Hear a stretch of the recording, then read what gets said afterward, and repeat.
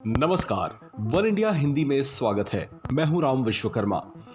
उत्तर प्रदेश में विधानसभा चुनाव का घमासान तो शांत हो चुका है, लेकिन अब यहां एक और चुनावी मुकाबले की तैयारी है।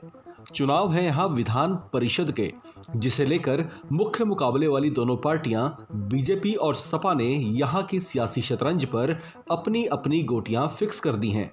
विधानसभा चुनाव में आए नतीजों के बाद एक और जहां प्रदेश में प्रचंड बहुमत के झंडे गाड़ सरकार बना चुकी बीजेपी है, जिसका जोश अभी पूरे उफान पर है, तो वहीं दूसरी ओर हार के बावजूद सम्मानजनक स्थिति हासिल करने वाली सपा है, जो उस हार की कसर विधान परिषद के चुनाव में निकालने के लिए पूरी तरह से कमर कसकर तैयार दिखाई दे रही है।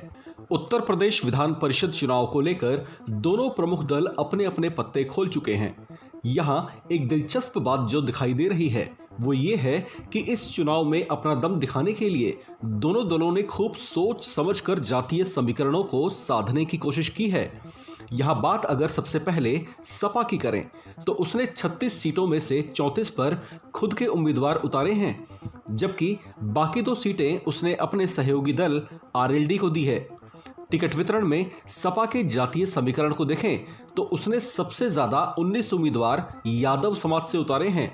इसके अलावा सपा ने 4 मुस्लिम, 4 अन्य पिछड़ा वर्ग, 1 जैन और 3 ठाकुर चेहरों पर चुनावी दांव लगाया है। वही बात अगर बीजेपी की करें तो उसने विधानसभा चुनाव की तरह ही एक बार फिर ठाकुर समाज पर पूरा भरोसा जताया है। लिहाजा विधान परिषद की 36 सीटों पर हो रहे चुनाव में बीजेपी ने मैदान में सबसे ज्यादा 16 ठाकुर उम्मीदवारों को मुकाबले में उतारा है, जबकि 11 उम्मीदवार अन्य पिछड़ा वर्ग से, 3 वैश्य, 5 ब्राह्मण और 1 कायस्थ को चुनावी मुकाबले में लॉन्च किया है। इसमें एक खास बात यह है कि बीजेपी और सपा दोनों ने ही अन्य दलों को छोड़ अपनी अपनी पार्टियों में शामिल हुए दल बदलुओं पर भरोसा कर उन्हें भी मैदान में उतारा है।